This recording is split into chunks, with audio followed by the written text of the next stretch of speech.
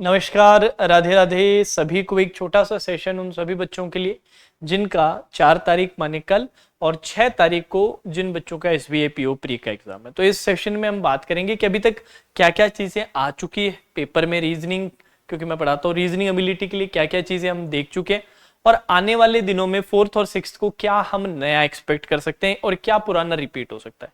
तो सेशन को स्टार्ट करें उससे पहले सभी बच्चों से रिक्वेस्ट है, सेशन को लाइक करें और जरूर जरूर सब्सक्राइब करें, क्योंकि अब नहीं करोगे तो फिर कब करोगे यार।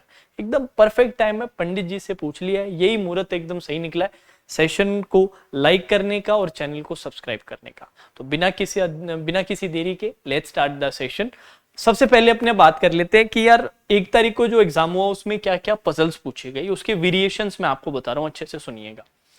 अनसर्टेन आया, अनसर्टेन सिर्फ एक ही शिफ्ट में आया, ये बहुत इंपॉर्टेंट हो जाता है। ओनली शिफ्ट नंबर 4 में जाके अनसर्टेन था, जिसको बहुत ज्यादा बच्चों ने अटेम्प्ट नहीं किया था।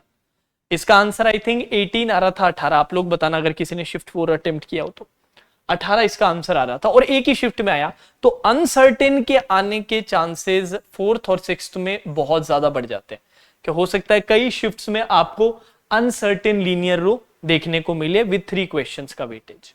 बॉक्स बेस्ड का अरेंजमेंट बहुत सारी जगहों पे पूछा गया और बॉक्स के भी दो वेरिएशंस थे। एक था विद वेरिएबल में ये क्या दे रहे थे, सिर्फ 6 बॉक्सेस दे रहे थे और बॉक्सेस के साथ कोई ना कोई वेरिएबल जैसे कि कलर का वेरिएबल था एक में आपके फ्लावर का वेरिएबल था, इस तरीके से वेरिएबल्स थे। और विदाउट वेरिएबल भी पूछ रहा था, विदाउट वेरिएबल में ये कितने दे रहा था, सीधे 9 बॉक्सेस को अरेंज करने के लिए दे रहा था, बेसिकली वर्टिकल स्टैकिंग। और आप लोगों के पेपर में मतलब 4th और 6th में भी मैं बॉक्स टाइप का, एग्जैक्टली बॉक्स ना भी दे तो भी वर्टिकल स्टैकिंग में काफी हाईली एक्सपेक्ट कर रहा हूं। हो सकता है प्रोडक्ट परचेज का दे दे जिसमें 9 लोग एक के बाद एक जा रहे हैं, वैसा हो सकता है। या फिर वेरिएबल के साथ अगर देंगे तो 6 या तो स्टैक्स होंगे या फिर 6 बॉक्सेस होंगे और उसके साथ कुछ ना कुछ वेरिएबल जुड़ा रहेगा। तो ये आप लोगों के लिए भी बहुत इंपॉर्टेंट बनेगा। अब लीनियर रो की बात करें तो लीनियर रो भी खूब पूछा गया, 2 वेरिएशंस में पूछा गया।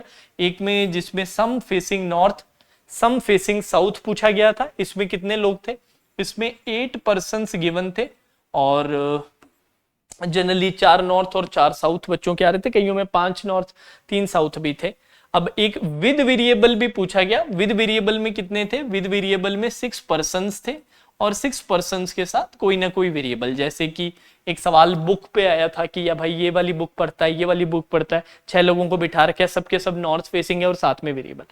अब आपके पेपर में क्या लीनियर रो की संभावना है, बिल्कुल 100% लीनियर रो की अच्छी संभावना है कि विद वेरिएबल और सम फेसिंग नॉर्थ सम फेसिंग साउथ भी आपको देखने को मिल सकता है। देन हम आ जाते हैं सर्कुलर अरेंजमेंट में।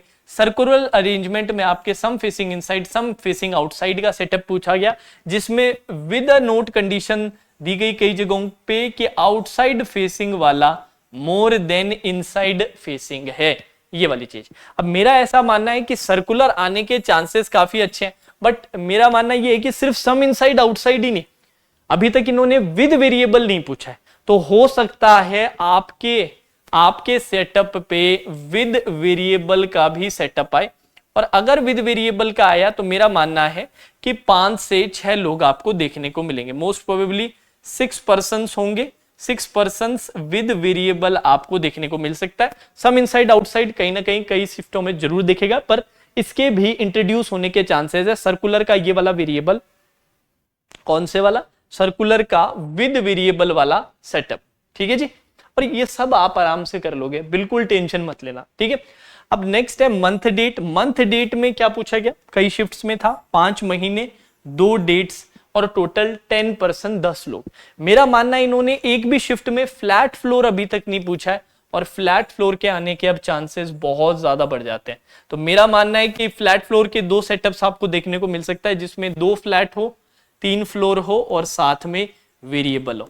और एक और सेटअप ये देखने को मिल सकता है जिसमें 5 फ्लोर हो, 2 फ्लैट हो, कोई वेरिएबल ना हो, टोटल कितने पर्सन्स हो, 10 पर्सन्स हो। हाँ जी, तो ये 2 वेरिएशंस फ्लैट फ्लोर के आपको देखने को मिल सकता है in place of month date puzzle. अब आपसे मंथ वाले पजल्स भी पूछे गए थे जिसमें 10-10 महीने दे रखे थे। मेरा मानना है हो सकता है ये अब आपको शायद मंथ वाला देखने को ना मिले, इसकी जगह हो सकता है फ्लोर देखने को मिल जाए या स्टैक का देखने को मिल जाए। पैरेलल रो की बात करें तो पैरेलल रो भी सिर्फ एक ही जगह पर आया था, आई थिंक शिफ्ट नंबर 4 में, नहीं शिफ्ट 4 में नहीं, कौन सी शिफ्ट थी मेरे को याद नहीं आ रहा, शिफ्ट 2 थी या फिर कौन सी थी, कोई ना कोई शिफ्ट थी जिसमें पैरेलल रो पूछा। पैरेलल रो बहुत ज्यादा नहीं पूछा गया, तो हो सकता है पैरेलल रो का इंट्रोडक्शन आप लोगों के लिए किया जाए, पैरेलल रो के चांसेस हैं।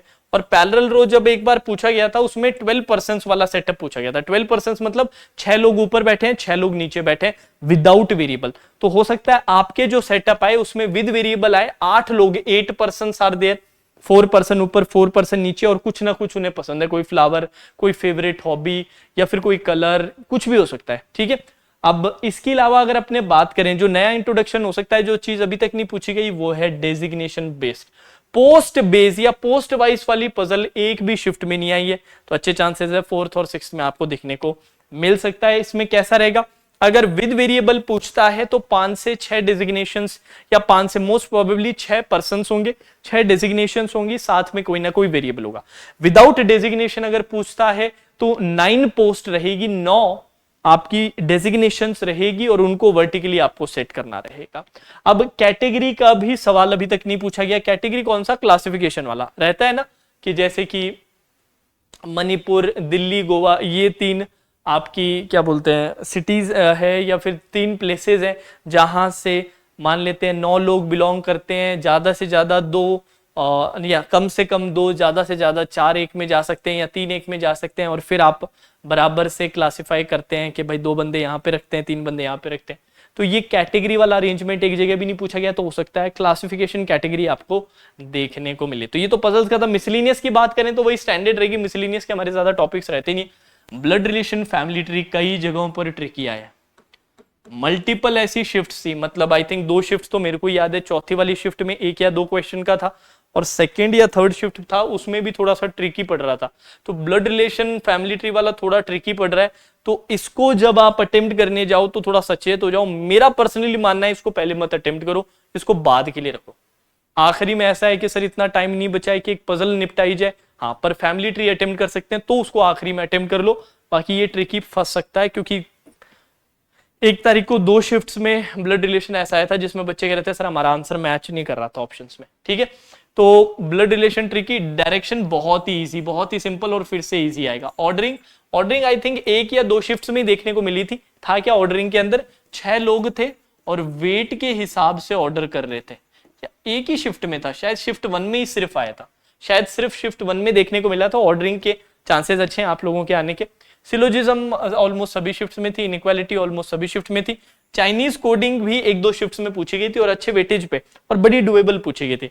उसके अलावा आपके जो मिसलिनियस क्वेश्चंस रहते हैं, मीनिंगफुल वाला, मीनिंगफुल बनाइए, पेयरिंग वाला, अल्फाबेट के कितने पेयर है, नंबर दे दिया, उस पे ऑड पे कोई ऑपरेशन, वोवल पे कोई ऑपरेशन, वर्ड दे दिया, उसके वोवल कंसोनेंट पे कोई ना कोई ऑपरेशन, फिर रीअरेंजमेंट, और फिर कुछ ना कुछ बताना, और ऑड वन आउट कि 4 ऑप्शंस दे दिए और बता दिए, 4 ऑप्शंस में एक वर्ड दे दिया और बता दिया इनमें से कौन सा ऑड वन आउट है।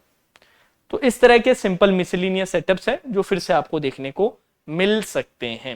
100 बात की एक बात यह है कि पेपर में बहुत सारी चीजें डुएबल रहती है। टारगेट आप 35 का मत लेकर जाओ, आप टारगेट रखो कि यार मेरे को 27-28 क्वेश्चंस अटेम्प्ट करने और फुल एक्यूरेसी के साथ अटेम्प्ट करने। इस अप्रोच के साथ जाओगे तो हो सकता है 27-28 से भी बेहतर कर जाओ, और 35 का सोच के जाओगे तो हो सकता है 25 भी अटेम्प्ट ना हो। तो दिमाग में उस तरह की प्लानिंग करके जानी है, उस तरह का सेटअप करके जाना है कि यार एक पजल मेरे को स्किप करनी पड़ सकती है, 1-2 क्वेश्चंस मिसलिनियस या फिर हो सकता है फैमिली ट्री का छोड़ना पड़ सकता है, बट उसके अलावा मैं सब निपटा दूंगा। और आराम से करो, बहुत ज्यादा जल्दी मत करो, बहुत ज्यादा जल्दी मत करो, एक डिसेंट पेस रखो, पर ज्यादा हड़बड़ाने वाला पेस भी मत रखो कि बार बार चीजें गलत होती जाए। बाकी जो पेपर आ रहा है एकदम एक्सपेक्टेड पेपर आ रहा है, ऐसा नहीं कि sir surprising SBI PO pre में तो हम सोच रहे थे ये आएगा और ये इतना मुश्किल आ गया, ऐसा कुछ भी नहीं है। जो सोचा था बिल्कुल वैसा ही पेपर है। टाइप आपके सामने, ऐसे दिन रात आप लोगों ने इस टाइप के सेटअप्स सॉल्व किए, इस तरह के sitting arrangement, puzzles, miscellaneous solve करके गए, और वही पेपर में भी आएगा। तो बिल्कुल टेंशन की बात नहीं, मेरी तरफ से बेस्ट ऑफ लक है, हार्दिक शुभकामनाएं हैं सभी बच्चों के लिए। कल 4 नवंबर की पहली शिफ्ट का एनालिसिस आपको दिया जाएगा, लाइव एनालिसिस रहेगा सुबह 4 बजे, लिंक मैं थोड़ी देर में एक्टिवेट कर दूंगा। और अभी आपको 6:30 बजे 6:30 PM पे, अगर आपने क्लास देख ली है तो ठीक है, कब आप वीडियो देख रहे हैं उस पर डिपेंड करेगा, बट अभी 3 तारीख है आज, 6:30 बजे अभी मेरी क्लास रहेगी जिसमें मैं एक्सपेक्टेड पजल्स आपको कराऊंगा। आई थिंक 6 सेट्स टोटल करवाऊंगा, तो वो क्लास जरूर लाइव अटेंड करना, नहीं तो बाद में रिकॉर्डेड कंप्लीट। ठीक है, now that's all for today session. Radhe Radhe Radhe Radhe Radhe Radhe.